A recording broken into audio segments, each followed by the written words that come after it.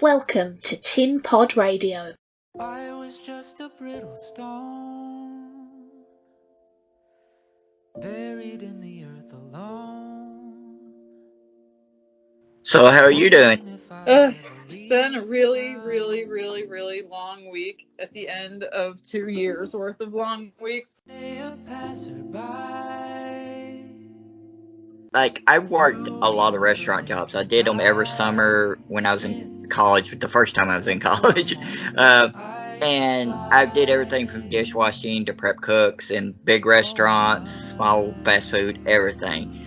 And it's always gave me a certain perspective. And I also have one of my degrees is in supply chain management, actually. And so with more of a modern take, especially with the world we're in right now, it's really made me start to look at, even more than I've ever in my life, look at stuff like buying locally, buying seasonally, especially seasonally. That's become a really interesting topic I've delved into more with reading lately and stuff. So cooking's always been a big part of my life, and like a couple years ago I actually did some training. A job sent me to a cooking school in Kansas City, and that opened my eyes up even more about the subject of food and the availability of food and who actually controls the availability of food. That's another thing I've been opened up to in my life. I think I arrived at a similar place to you, but from a slightly different direction, because I know I babble about it on Twitter too much, but I grew up in way upstate New York, like smashed right up against the border with Quebec. And like by the time I was born, my grandparents on my dad's side were like pretty solidly middle class for up there. My grandfather was a prison guard at a maximum security prison in the town Dannemora, but my grandparents had survived the Great Depression, and that never left them. And it's a very harsh climate up there too. You really only have like a 3-month growing season. So, and then my parents were hippies, so they didn't have any money. They just made everything and built everything and grew a lot of stuff. And, you know, we would can tomatoes and do all that kind of things to have our own food supplies. And it's part of the culture up there. I'm not sure if it still is, but when I was growing up, it definitely was, where just everyone had a rhubarb patch. Everyone would go out in the woods and pick blackberries. A lot of people had like apple trees. Everyone grew. Like, even people who didn't need to have a garden because they could just afford to go buy things, even most of them would still grow their own green beans or something, you know? Mm-hmm. And it was just this attitude that's like, well, yeah, of course, you provide for yourself. You know, it's the thing you do because you never know when the government's going to fail you, because there's a lot of that up there, too. And when the pandemic hit, my dad and I both went straight into upstate New York survival mode, which is, in retrospect, ridiculous because we're in a part of California that's a major breadbasket and is more stable than the Central Valley. You know what I mean? Like, the Fresno area has really unstable agriculture because of the way the water works, but I feel like Sacramento, it's a little more stable. The year-round growing season. But me and my dad instantly were like, pandemic? Oh man, okay, time to really turn up the heat on the garden and everything. And my dad, like, my stepmother makes plenty of money. They're very comfortable. They own their own home. And my dad is still like, he grows, like, I think he probably supplies like 75% of the food they eat just from the backyard. Like, they dry their own raisins. They can their own tomatoes to have stuff all year long. They can peaches. Like, he has a prune plum, so he makes prunes. I mean, just, they produce a huge amount of stuff that they use in their own household. And I kind of started calming down a little bit, and then that ice storm hit Texas, and I saw how that disruption in the supply chain, just all those people having empty store shelves, like, you can't go buy food because there isn't enough food because the trucks couldn't get through. Yeah. And I really started thinking about how fragile a lot of people's access to food is these days, even people who are like comfortable in a nice suburb in an expensive house, because most people don't produce any of their own calories, you know? Yeah. And I kind of started getting obsessed with that. Like, what are ways that people can produce their own food? Like you said, like shopping locally, shopping seasonally. And I was like, well, yeah, not everyone has a lot of space or money. So what are ways that people can produce their own calories depending on a whole bunch of different restrictions? Yeah, that was like when the pandemic first started, I remember talking to one of my bosses. The moment anybody did any kind of lockdown anywhere, like where I'm at, they basically didn't do anything basically at any point. But the moment I started seeing, I remember going to my boss and saying, like, you're going to have problems getting fresh ingredients. And I remember them saying, like, no, there won't be any problems. I'm like, yeah, there will be problems. Like, just knowing from supply chain management how, like you said, fragile the system is. And, like, I remember when it first started happening, until to this day right now, we have problems getting fresh stuff. And because they will send it to bigger restaurants, of course, the fresher stuff. And we've been having a problem with them freezing stuff they don't normally freeze. I remember talking to you about an issue with some cucumbers one time. Yeah, because you're not...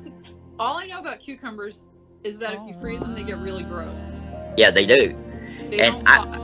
And I'd never seen that before. Like, it created like a water ring, I think it was, or something around them. Yeah, you posted a picture on Twitter, I think, because you weren't sure if they were still edible. Was that it? Yeah. And it was just weird, and I've been seeing that more and more stuff's coming in, like our bananas are coming in, and I can tell they've been frozen before they're coming in. And I think they're doing that with a lot of stuff, and I've had to switch some stuff from fresh ingredients to canned ingredients, but I'm even starting to see a little bit of difference between some canned ingredients from where it used to be to now. Wow. So, like, I had to discuss with my boss at the job. I was like, we need to readjust things. And I still don't think they think because they see it in a grocery store most of the time. And I'm like, well, that's different though, also because grocery stores tend to spray certain stuff, like apples, with stuff that we don't. We get them fresh most of the time. And we can't even have stuff a week now. Like, I get strawberries on a Friday and they're dead before Tuesday. Yeah, and I mean, strawberries don't keep great to begin with, so if they're already kind of marginal, they go quick when they go.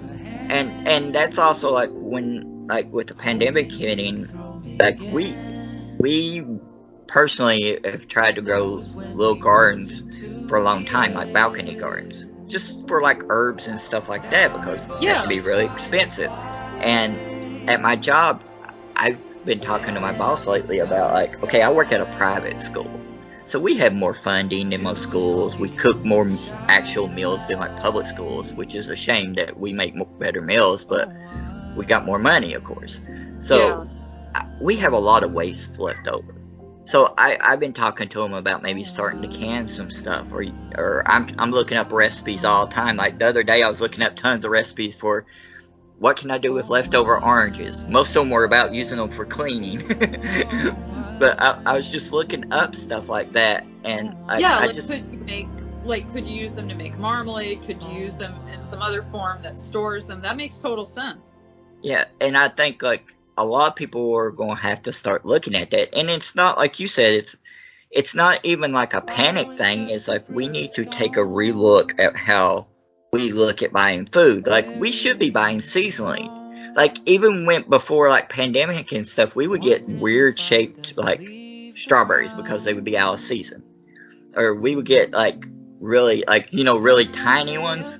Yeah. And then that's type of stuff. Like, our menus tend to be like, we have 2 different sets of menus every season. And like, I've told people, I was like, we really need to do seasonal menus, because it needs to go back to that. Even in like restaurants, they need to go back to that, not having one menu all the time, because like, you're not going to get the fresh ingredients. And I don't think it's ever going to be completely cleared up, because I think that system has been like screwed.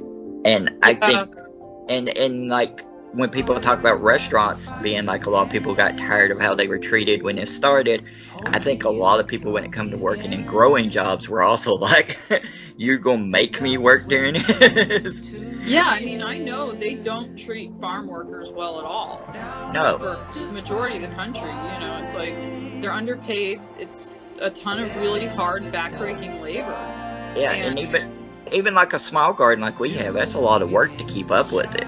Yeah, that's why a lot of what I've been experimenting with just on my own house is stuff that you can just kind of set and forget. Like, I have not been shutting up to all my friends about fava beans. So I'm like, man, they're great. You just jam them in the ground and you walk away and you forget about them. And then if you decide, like, I went out and picked, like, I was pulling up ones that had already finished. You know, the plants were all dried up and dead. And I yanked one really hard, and this big, like, foot-long taproot came out. So I went and looked it up, and they were like, oh yeah, you know, they're great for breaking up clay soils because they sink that deep taproot, they're nitrogen fixers, the whole plant's edible, blah, blah, blah, like all these great benefits. But the thing I liked about them the most was they were really easy. Like, I've tried so hard to grow tomatoes, and I have a black thumb for them. They always die or don't do well. And with the fava beans, I just had the right conditions to really get them to take off. So I've been, like, researching stuff like that, because, I don't know, I've just started reading about a lot of stuff, but I think maybe people used to incorporate a lot more foraged seasonal stuff into their diets than we do these days, too. Yeah, I do believe that. Like, where I'm from is a small town in Virginia, it's a small coal mining town. And everybody had little gardens. Yeah. And they were usually what a lot of people did was, like, a lot of people would grow this or that, and they would exchange with each other. That sounds really similar to the way I grew up, where it's like, yeah, if you have someone who's got too many zucchinis, it's fine. You share with someone else who's got too much of something else. Or, yeah, you do a lot of... I think that's what scares a lot of people off of the idea of having their own garden, is they think they have to supply everything all by themselves right off the bat. It's too overwhelming. Yeah, and I think... Yeah, I agree with you. Like, I think people think they have to go self-sufficient totally off the grid or nothing. Yeah, when the reality is, it's like, just do a couple things and incorporate them. And then do a couple more things if you want and incorporate that. And then maybe trade with someone else who's doing... It's like, I feel like we have to get out of that individualist mindset where it's like, no, you are okay to depend on your community for certain things sometimes, like this. Yeah. You don't have to be doing everything all on your own.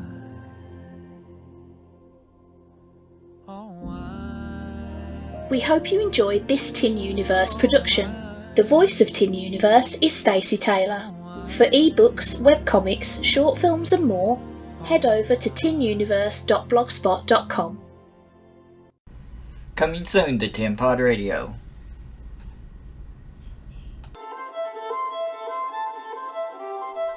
The Trinity Prophecy by Marissa Kinzel with illustrations from Melissa McManus. Behind one of the trees at the opening, Neros spotted a figure. She was small, like him, and she had long hair that looked like green leaves woven together. Her skin blended with the bark of the tree she hid behind, and if not for her decorated dress and bright yellow eyes, Neros would not have noticed her. "You're blue," she said. The prince smiled. "I'm not blue, I'm Neros." The girl frowned, concealing herself further behind the tree. "No, I mean your skin, it's blue. And you flew down from that mountaintop all of a sudden. Where does it lead?" Neros looked fondly back up the mountain, though his town was shrouded by a white haze of falling snow. "At the top of the mountain is my home, Vitur. My father is the king, and today he said I'm old enough to explore Endra all on my own." He smiled, placing his hands on his hips. The girl didn't look so impressed. "Endra is peaceful. Your king was smart to let you explore now, but you're dumb for leaving home." "What?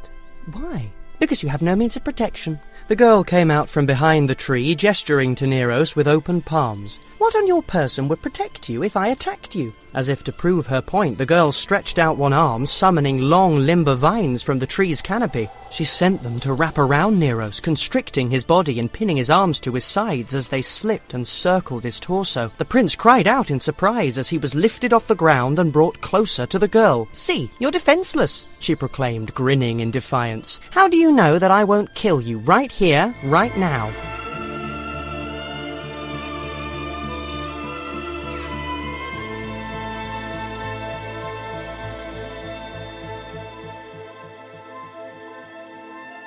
The Trinity Prophecy was written by Marissa Kinzel. Our narrators are Journey Brown Saintel, Theo Holt-Bailey and Christian Marte. This audio adaptation was produced by Brian C. Williams and Marissa Kinzel. The voice of Tin Universe is Stacey Taylor. For ebooks, webcomics, short films and more, head over to tinuniverse.blogspot.com.